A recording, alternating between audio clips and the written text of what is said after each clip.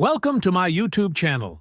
Please don't forget to subscribe, like, and share. Welcome back to our alley review series practice quiz, and this is now part 2 of our planning quiz. So instructions before proceeding with the quiz, it is best to get a piece of paper muna, cut lengthwise, and then write down numbers 1 to 30 so that when you are ready, you can now start with the quiz, and for every question, write down the corresponding letter of your best choice or answer from the multiple choice. And you will be given 10 seconds to finalize your answer. At the end of the quiz, count the total number of your correct answers and check your score rating. So if you are now ready, good luck. So number 1, an urban design control that is used to limit height and building bulk, create setbacks and open space, and ultimately generate a relatively uniform urban fabric, computed as the ratio of the total floor area and the lot area. A. Building code. B. Floor area ratio. C. Floor space index. And D. Land zoning.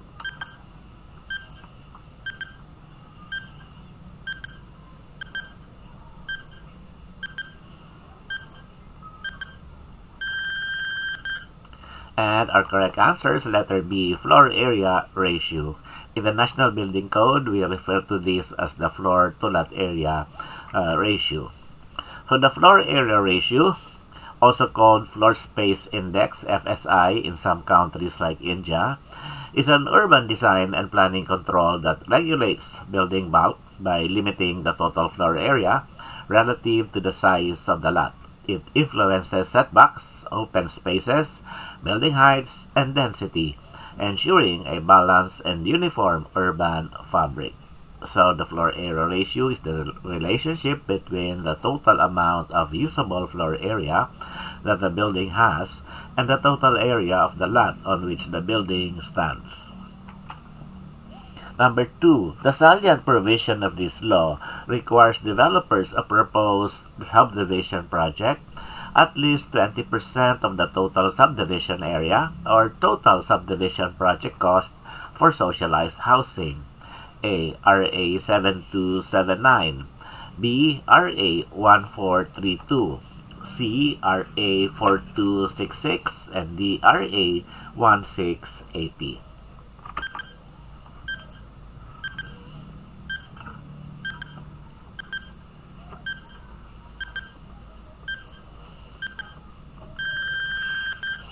And our correct answer is letter A, RA 7279. So the Balanced Housing Development Act, primarily found in Section 18 of the Urban Development and Housing Act, or UDHA, of 1992, that is RA 7279, and significantly amended by Republic Act number 10884, the Balanced Housing Development Program Amendments, mandates that developers of residential subdivision and condominium projects allocate a portion of their projects for socialized housing. Specifically, developers of subdivision projects must set aside at least 15% of their total project area or cost, while condominium developers must allocate 5%.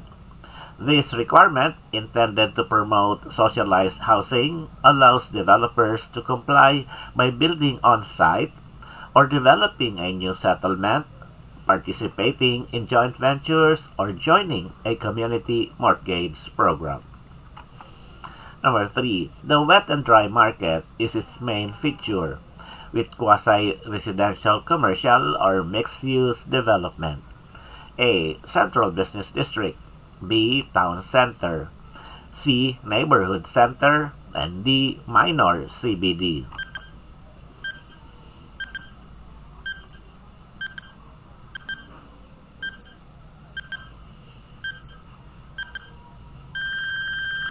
And our correct answer is letter D, minor CBD.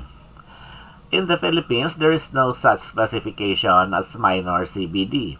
Central business districts, or CBDs, aren't categorized into major and minor types, but rather as a hierarchy based on their size, economic influence, and the density of businesses they contain.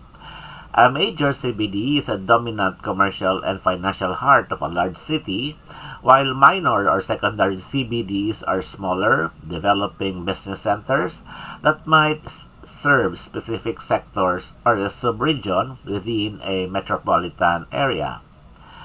So, we only have CBD, which is the commercial 3 or C3 zone, high intensity, and wet and dry market is allowed in a commercial 2 or C2 zone, medium to high intensity. That is as per our uh, HLURB regulations. So some references refer to minor and major CBD as follows. So major CBD will be the shopping service areas with largest department and variety stores, specialty shops as well, businesses and professional services, hotels, theaters, etc. While a minor CBD has market as its main feature, the types will be wholesale market, wet and dry market. It is quasi-residential commercial or mixed-use development. While a commercial strip is an extension of CBD, and neighborhood center are local sources of staple and convenience goods and services are found, and built around supermarket with convenience stores. Population served will be around 7,500 to 20,000. This is the HLURB regulation for the zoning for commercial 3. It is high-density commercial area within a city or municipality intended for regional shopping centers such as large malls and other commercial and business activities which are regional in scope, or where market activities generate traffic and require utilities and services that extend beyond local boundaries, and requires metropolitan-level development planning and implementation. High-rise hotels, sports stadium, or sports complexes area also allowed in this zone. This zone may also be called as the Central Business District. So, pag sinabing CBD, it is Commercial 3 according to HLURB. But the allowed uses are the use allowed in C1 and C2, uses allowed in R3, R4, and R5, as well as regional shopping malls. So, tingnan natin ang Commercial 2.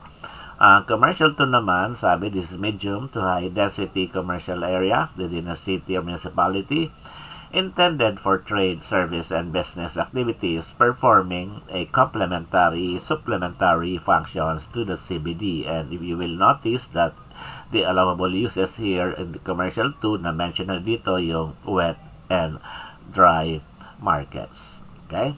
So, dito doon sa Commercial 2. Number 4 refers to the acquisition of land at values based on existing use in advance of actual need to promote planned development and socialize housing programs. A. Land investing. B. Land swapping. C. Land banking. And D. Land assembly.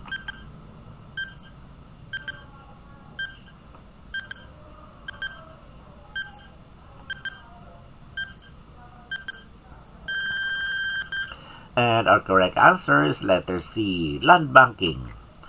So, as per RA 7279 or the UDHA law, the land banking refers to the acquisition of land at values based on existing use in advance of actual need to promote planned development and socialize housing programs. This is land banking, a process which involves buying land in small or large quantities at a reduced price with the aim of developing or selling the land at higher price for more profit in the future. So, ito yung international definition ng land banking. Number 5 refers to the process of land acquisition by exchanging land for another piece of land of equal value or for shares of stock in a government or quasi-government corporation. A. Land investing. B. Land banking. C. Land swapping. And D. Land assembly.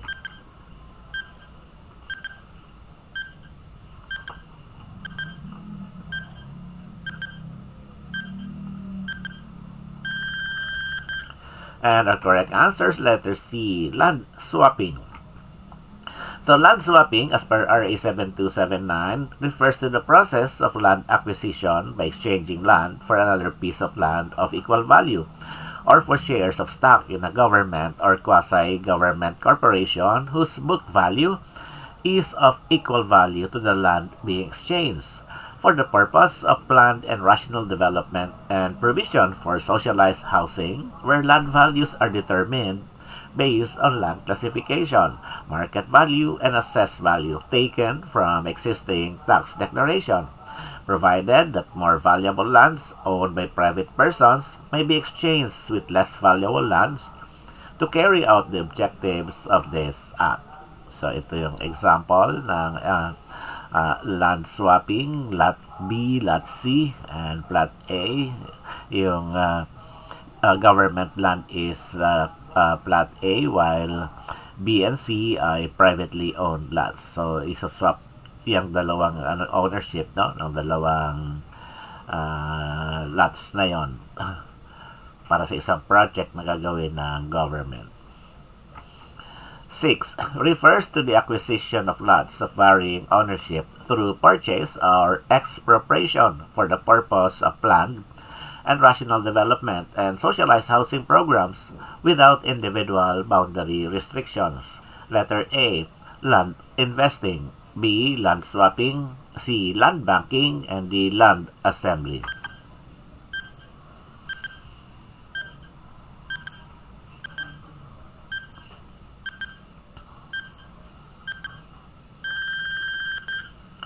And our correct answer is letter D, land assembly. So, as per RA 7279 again, the Woodhull Law, land assembly or consolidation refers to the acquisition of lots of varying ownership through purchase or expropriation of the purpose of planned and rational development and socialized housing programs without individual property boundary restrictions. Number 7, refers to those areas declared as such under existing statutes and pertinent executive issuances. A. Idle lands. B. Areas for priority development. C. Blighted lands. And D. Component lands.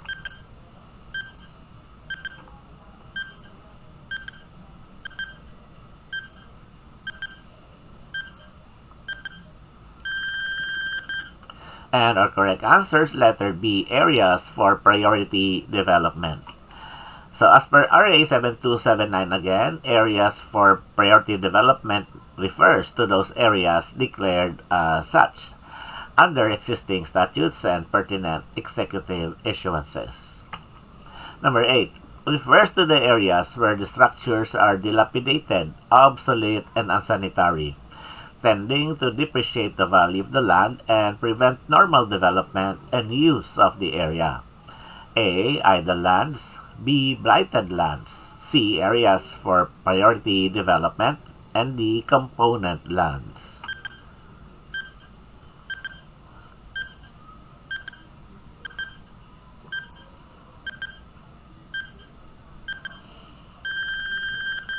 And our correct answer is letter B, blighted lands.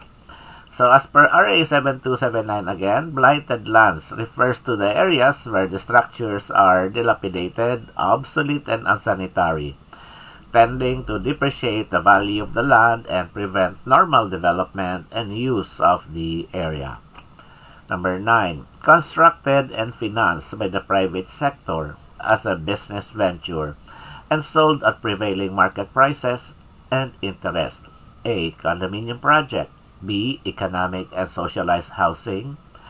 C. Subdivision project. And D. Open market housing.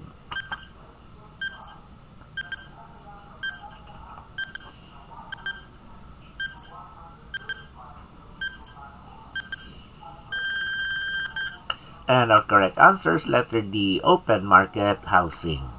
So, open market housing is a type of housing developed and financed by the private sector as a business venture and is sold at prevailing market prices and interest rates, unlike socialized or economic housing, which are government mandated for affordability. Number 10, housing project for moderately low-income families with lower interest rates and longer amortization periods. A. Condominium project. B. Economic and socialized housing.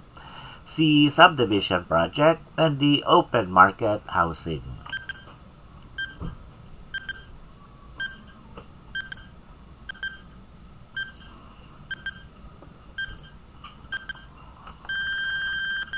And our correct answer is letter B, economic and socialized housing. So as per RA 7279 UDHA, socialized housing refers to housing programs and projects covering houses and lots or home lots only undertaken by the government or the private sector for the underprivileged and homeless citizens, which shall include sites and services development, long-term financing, liberalized terms on interest payments, and such other benefits in accordance with the provisions of this Act. As per BP 220, on the other hand, economic housing is defined as a type of housing project provided to average income families, while socialized housing refers to housing programs and projects covering houses and lots and home lots only undertaken by the government or the private sector for the underprivileged and homeless citizens. So basically, this is the same definition as the one in RA 7279. Number 11. As per NSO, what structure is 3 or more units intended for residential use only, usually consisting of 3 or more housing units? A. Single house. B. Duplex.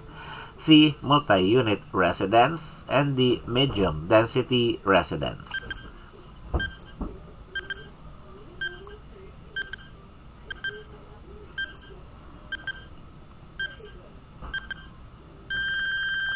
And our correct answer is letter C, multi-unit residence.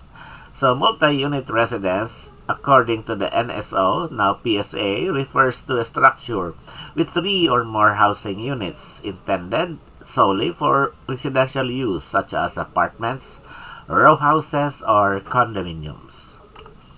Number 12, which is not included in the elements of human settlements? A. Man. B. Network. C. Nature. D. Community.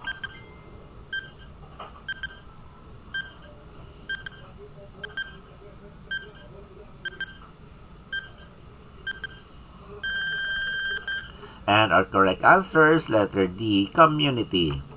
So in the elements of human settlements as defined by Doxiadis Statistics, the 5 key elements are man, nature, society, shells, that is building or shelter. Networks include infrastructure and circulation. So in proper order. So this is the 5 elements of human settlements by Doxiadis: nature, networks, man or anthropos, shells, and society. So 13. These are centrally located parks with a service radius from 0.8 to 3 kilometers designed for both active and passive recreation. A. Neighborhood park. B. Play lot. C. Municipal park. D. Community park.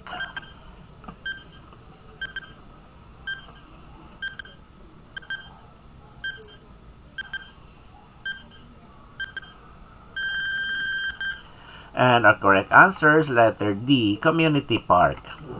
So, community park is centrally located, has a service radius of 0.8 to 3 kilometers, and is designed for both active sports, play, exercise, and passive like sitting, strolling, relaxing, recreation.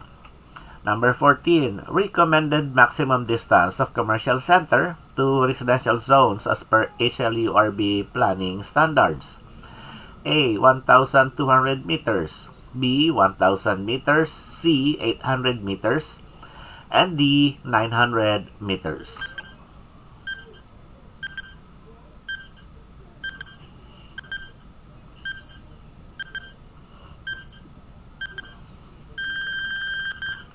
And our correct answer is letter C. 800 meters.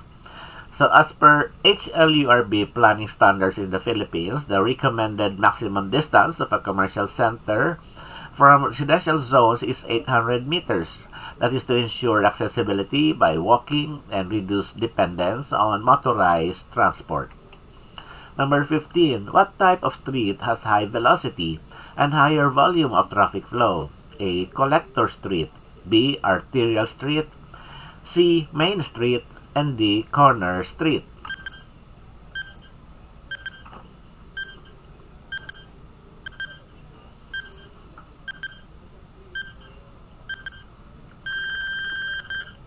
And our correct answer is letter B, arterial street. So an arterial street is designed to carry high volumes of traffic at higher speeds, usually connecting major activity centers, highways, or different parts of a city. It differs from collector streets, which gather local traffic and feed into arterials. So these are the different types of roads: expressway, BRT lane, principal arterial road, minor arterial road, collector road, and local road. So showing the hierarchy of the types of road. On the other hand, BP 220 defines these types of road. Major road is a street or road linking the site and serves as the main traffic artery within the project site and shall traverse the longer axis of the property. So parang ito yung arterial road, no? Collector road is a street or a road that services pedestrian vehicular traffic from minor roads leading to major roads. And minor road is a road which main function is to provide direct access to lots and other activity centers. And motor courts shall have a right-of-way of not less than 6 meters in width with provision for sufficient space for vehicular turnaround in the form of a cul-de-sac, branch, or T with a minimum length of 60 meters inclusive of terminal. And service roads are roads which provide for the distribution of traffic among individual lots and activity centers.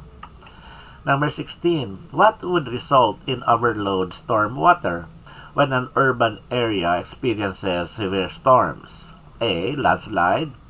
B. Clogged sewer lines. C. Surface water flooding. And D. Erosion.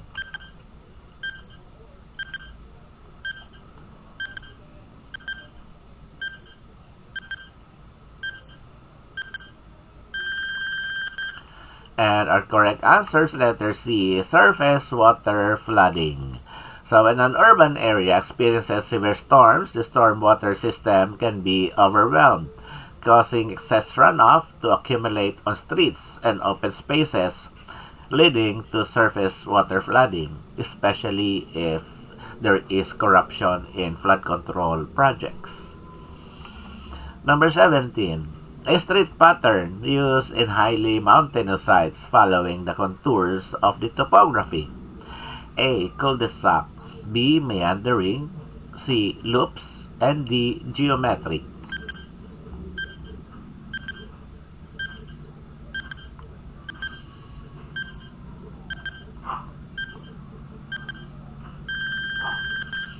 And our correct answer is letter B. Meandering. So a meandering street pattern is used in highly mountainous or irregular sites as it allows the natural contours of the topography, reducing steep slopes and making road construction more feasible.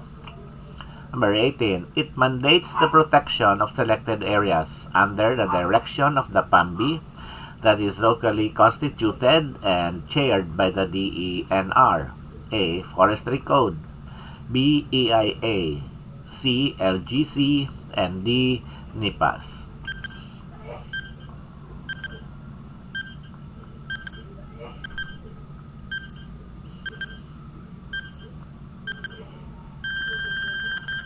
And our correct answer is letter D. NIPAS. So the National Integrated Protected Area System, or NIPAS Act, mandates the protection of selected environmentally critical areas managed under the Protected Area Management Board, or PAMB, chaired by the DENR. The RA 11038 is the expanded National Integrated Protected Areas System, or the NIPAS Act of 2018. So, bali inamed na nila itong dating RA na 7586. Yan yung dating NIPAS law of 1992. So this e-NIPAS recognizes now, expanded NIPAS, recognizes that these protected areas, although distinct in features, possess ecological values that may be incorporated into a holistic plan to conserve and protect our natural heritage. So 19, promotes the creation and restoration of diverse, walkable, compact, vibrant, mixed-use communities of the same components as conventional development, but assembled in a more integrated fashion in the form of complete communities. A. Gentrification, B. New urbanism, B. Yapification, and D. New towns development.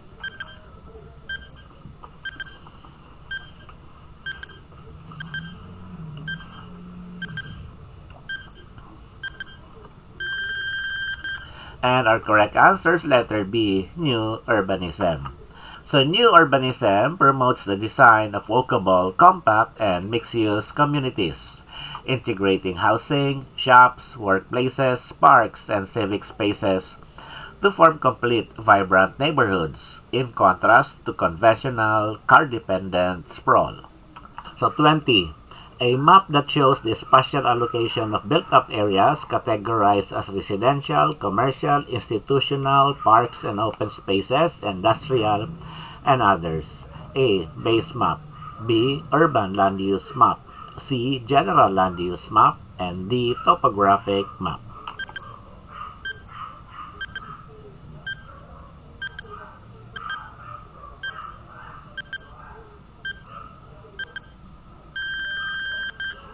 And our correct answer is letter B, urban land use map.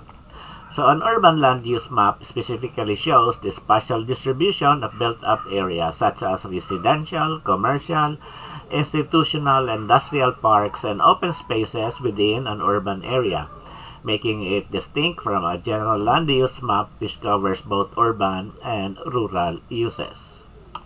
Number 21. A map that shows the overall allocation of land within a city or municipality, covering both urban and non-urban uses such as residential, commercial, industrial, agricultural, forest protected areas, and other land uses.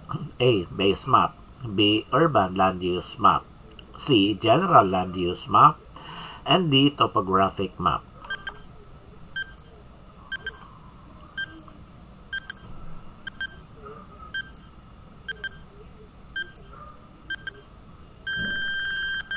And our correct answer is letter C, General Land Use Map. So a General Land Use Map, or GULM, shows the overall allocation of land within an entire city or municipality or province region, not just the urban core. It includes urban uses, that is residential, commercial, industrial, institutional, parks, open space, utilities, etc. But these are shown in the map as color yellow, or the built-up area. And also includes non-urban uses such as agricultural lands, forest lands, water bodies, protected areas, mineral lands, and other special uses. Number 22. The maximum distance a consumer is willing to travel to avail of a good service beyond which people will look to another. A. Market area analysis. B. Core periphery. C. Market range. And D. Hierarchy of services.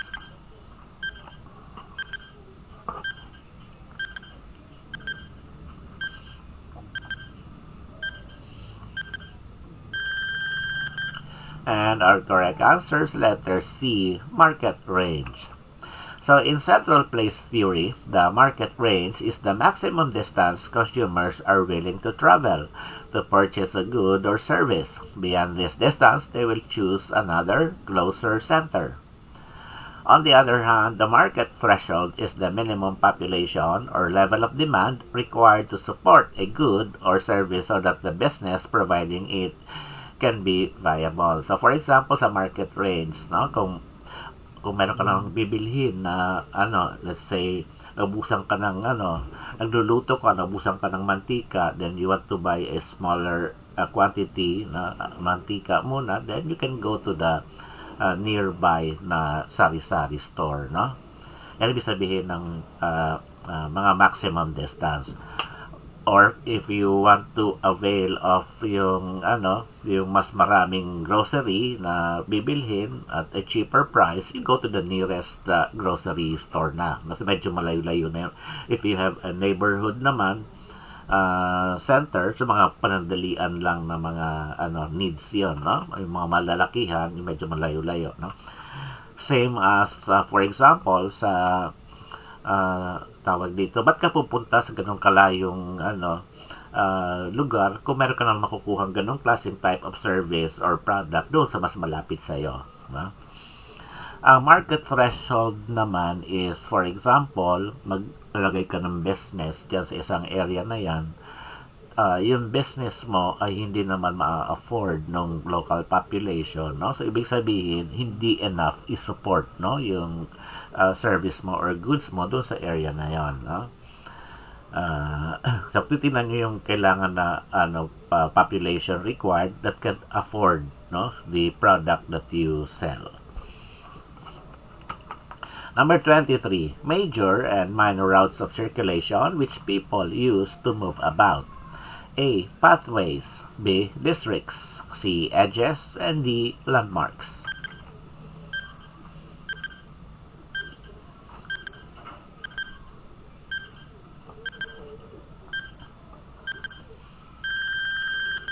And our correct answer is letter A. Pathways. So according to Kevin Lynn's Elements of Urban Form, pathways are the major and minor routes of circulation, such as streets, walkways, transit lines that people use to move through a city. The other elements under the image of the city by Kevin Lynch will be the edges, landmarks, nodes, and districts. Number 24, the larger the population of a city, the more likely its economy allows for A. Increased self-sufficiency, B. Environmental protection, C. Higher demand for indigenous products, and D. More specialization.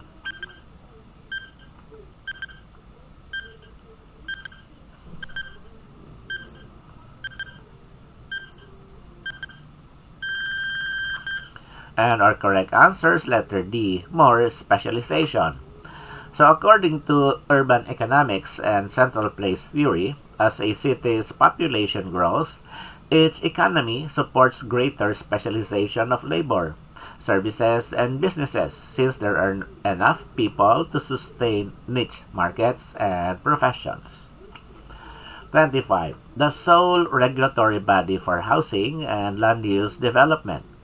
It is charged with encouraging greater private sector participation in low-cost housing through liberalization of development standards, simplification of regulations, and decentralization of approvals for permits and licenses. A. NHMFC, B. UDHA, C. CLURB, and D. HUD-CC.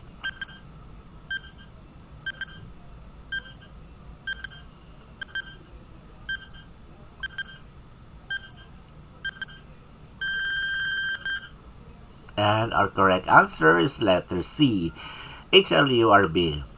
So the Housing and Land Use Regulatory Board, HLURB, was the sole regulatory body for housing and land use development in the Philippines, responsible for liberalizing development standards, simplifying regulations, and decentralizing approvals to encourage private sector participation in housing. Note that in 2019, HLURB's functions were reorganized under the Department of Human Settlements and Urban Development, or the DSUD. But still, many references and exam questions still use HLURB. Number 26. An InDesign land use evaluation method for planning areas that retain important natural environmental features. The outcome of the evaluation depends to a large extent on expert judgment based on scientific knowledge. A. Market forecast. B. Committed lands analysis. C. Carrying capacity analysis, and D. Land suitability analysis.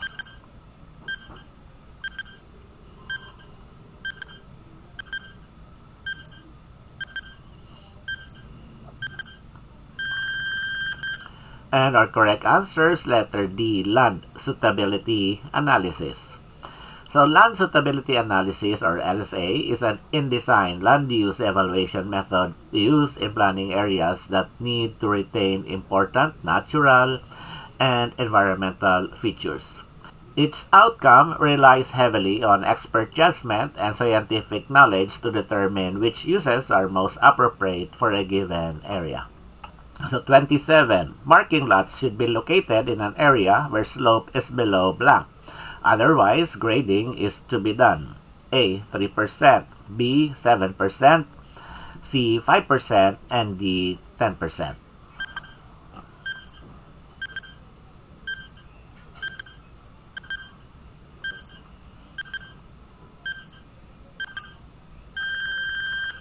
And our correct answer is letter C, 5%.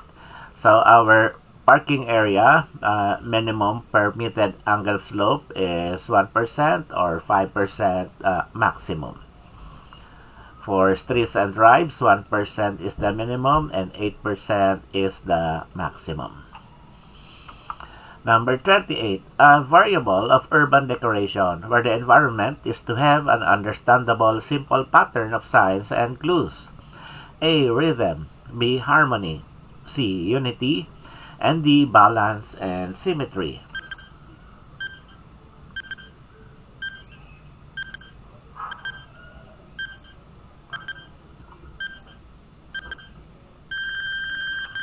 And our correct answer is letter C, unity. So in urban design and decoration, unity refers to giving the environment an understandable and simple pattern of signs and clues so spaces feel coherent and easy to interpret. 29. Where can we find the highest level policy statements on environmental protection? A. RA 5454, B. PD 1151, C. Constitution, and D. LOI 90.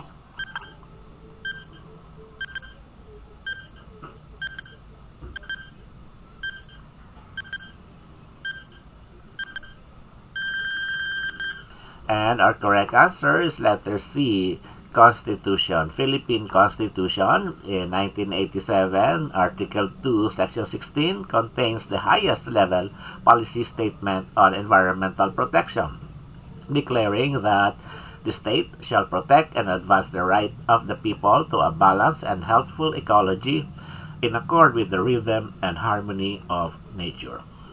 Number 30. It is best for linear construction such as roads, paths, and utility trenching. A. Contour area method, B. Average and area method, C. Barrow pit method or grid method, and D. Grading by cut.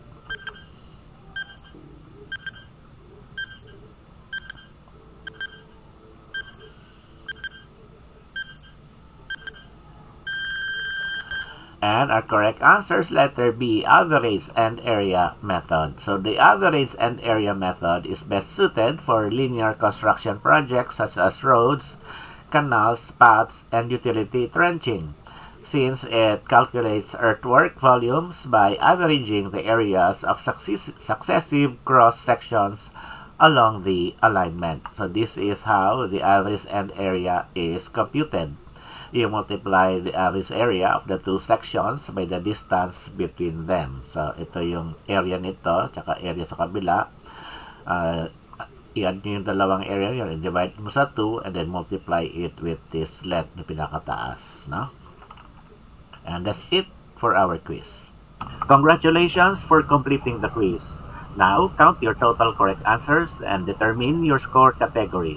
If your rating is 15 or less, it is time for a more strategic review. Thanks for watching. Don't forget to subscribe, like, and share. Enroll at Atlas CDC Review for a comprehensive prep for the Architecture Board exams. Message us now.